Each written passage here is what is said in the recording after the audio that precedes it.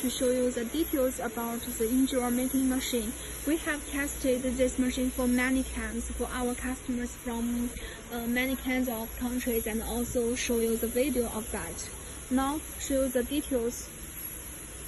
This is the input for the injure floor, and this is the roller forming machine, injure forming machine. It's a little big, injure forming, and